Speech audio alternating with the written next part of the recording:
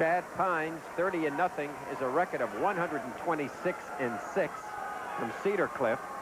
Mike Miller of Nazareth is 38-0, 129-11. For the District 11 fans, the win by Moss Grays keeps alive a streak for that district because they've never failed to win at least one AAA gold medal. The last time District 11 was shut out was in 1966, and that was before the 1974 split to two classes. So District 11 does it again. This is going to be a real battle. These are probably the two most credentialed wrestlers matching up in the AAA title. As far as the total number of wins, they are way out ahead. They've won 255 times between them. Fix the headgear and Nazareth wrestler. Bob Craig, of course, is the tournament director, and he is the coach. There you see Ray Nunamaker, Nazareth.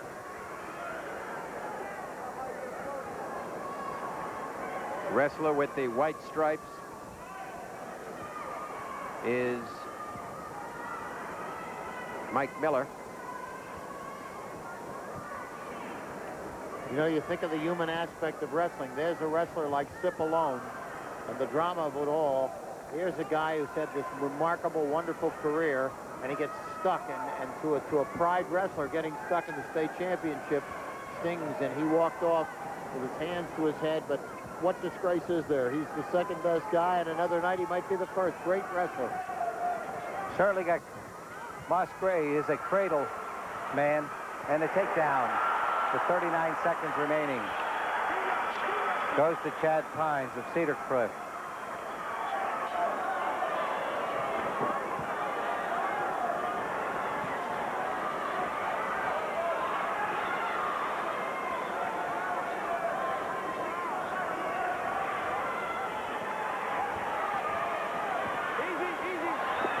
And immediately maintains control.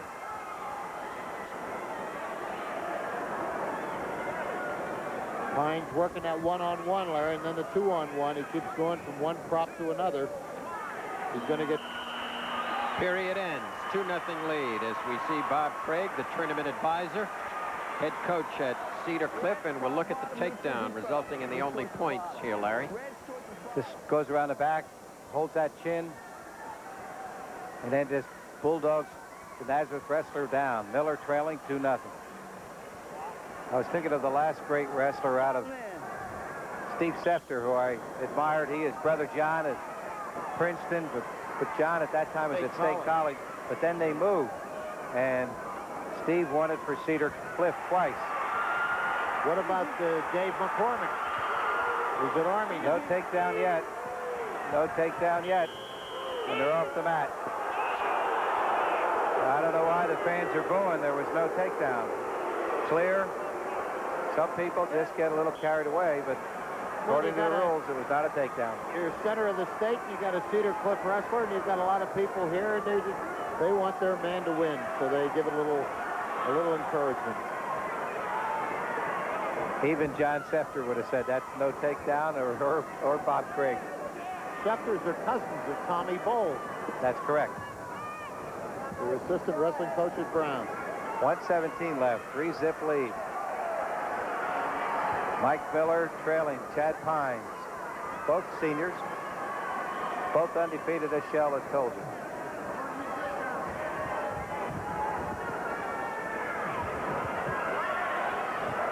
Miller trying to get in.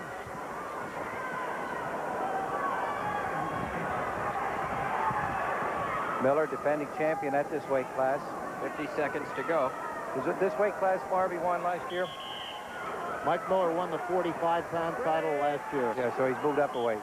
Pines was fourth last year. They did not wrestle last year. Miller in on a deep single with 39 seconds remaining. Countered so far, but he gains the deuce.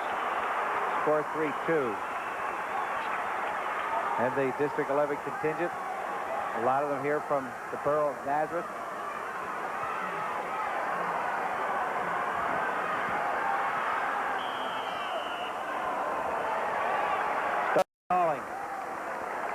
fast call, Marv. I just felt he just put his arms around his waist and for about 5 seconds, and that was it. But nonetheless, it's a call with 16 seconds left.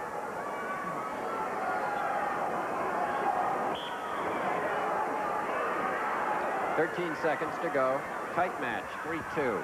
Chad Pines leading Mike Miller of Nazareth.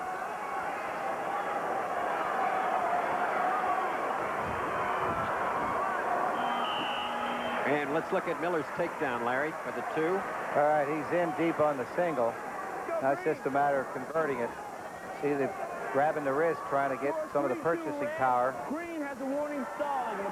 But he drives through, gets that hip bent the other way, and then gains the escape. The official, Bruce Hasselrig, says that Green has the stalling call at the moment. So all Miller even. gets the escape, and we're tied at 3-3. As Miller has come back from a 3-0 deficit to tie here in the 3rd and final period, but he's going to have to be aggressive. He has had a warning. That's where I saw a lot of kids get shrugged today, Marv, right in that situation. They stay there on their knees, and they come up, and then they snap down or spin out the other side.